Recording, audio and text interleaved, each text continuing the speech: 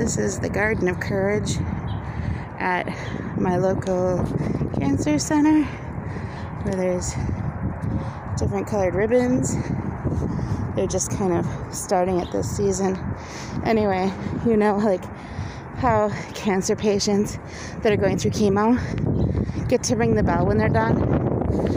One of those fun things that we don't get to do with stage 4 cancer. Anyway, we don't have a clangety clang bell. We got this big old gong kind of bell. It's sort of funny.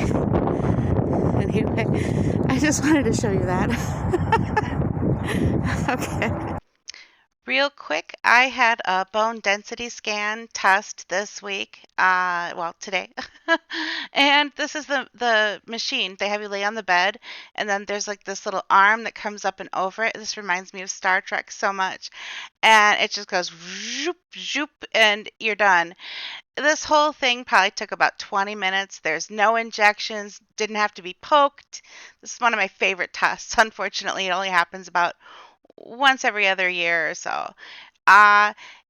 Because they had to induce menopause as part of my cancer treatment, and also because chemotherapy itself, these two things can cause harm to your bone density. So they're just making sure that they're not hurting my bones.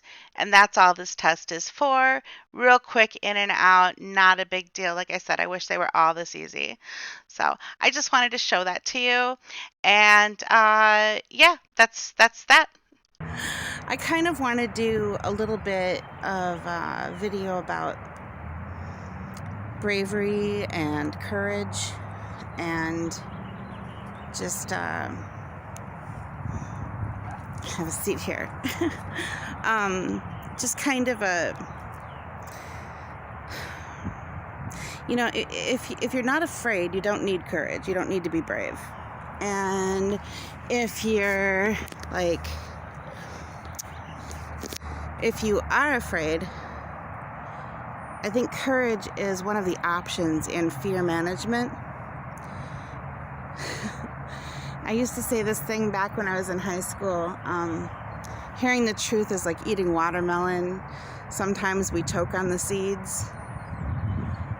I think cancer has a lot of that. I had my bone density scan this week. Just got home from it, in fact.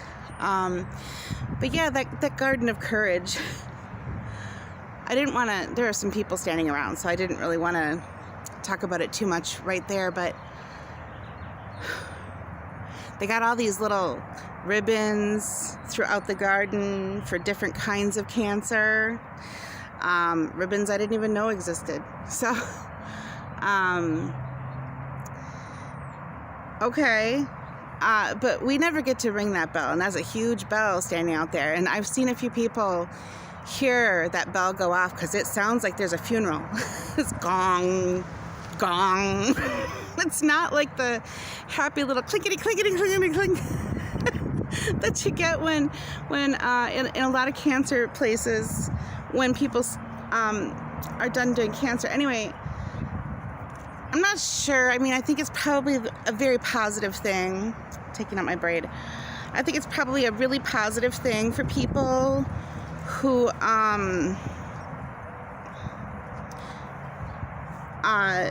want to celebrate or whatever, getting over chemo. But I think it's also one of those things where I've seen people hear that thing go off without any explanation and stand up like somebody just died and start crying. And it's a scary sounding thing if you don't know what it is. So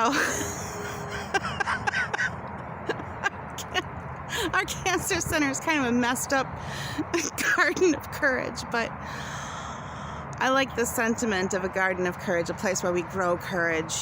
I think that's important because when I first got my diagnosis for cancer, I looked up a whole bunch of stuff on Stoicism. Just how do I deal with this as stoically as possible, kind of like, so I'm not going the whole time because I felt crazy at times. And I think that it did a lot of good for me to just look up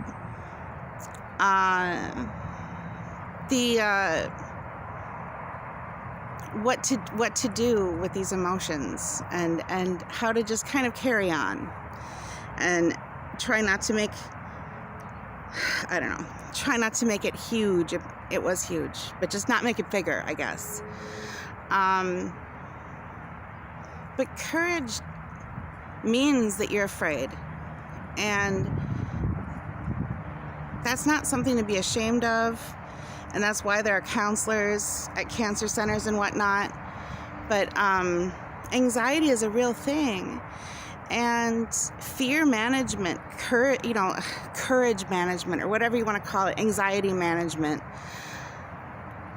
There's a lot out there, and I'm going to leave some links in the description below. Maybe help you get some idea of, just some food for thought on the topic of courage. I don't think I can necessarily say anything here that's going to give you more or help you all that much. But I can tell you what's helped me is just realizing that a lot of this, cancer is nature. It's natural. And life and death are parts of nature. Sickness is a part of nature. And these are all parts of that experience of being alive. Whether it sucks or not, but this is proof that you're alive, kind of thing. So, if not fear, then we wouldn't need hope, right? So, honestly, I'm not so much afraid of dying. At this point, I'm not so much afraid of the death thing. I'm more afraid of getting sick. That's always kind of been my thing, is I don't want to be sick. So I feel like as long as I'm doing all right, and as long as I can keep walking, and as long as I can keep thinking, and I have my capacity to think, that is reason to celebrate, and that's reason to be happy, and that also can help shove away some of those fears and make those fears less important and put less importance on those fears.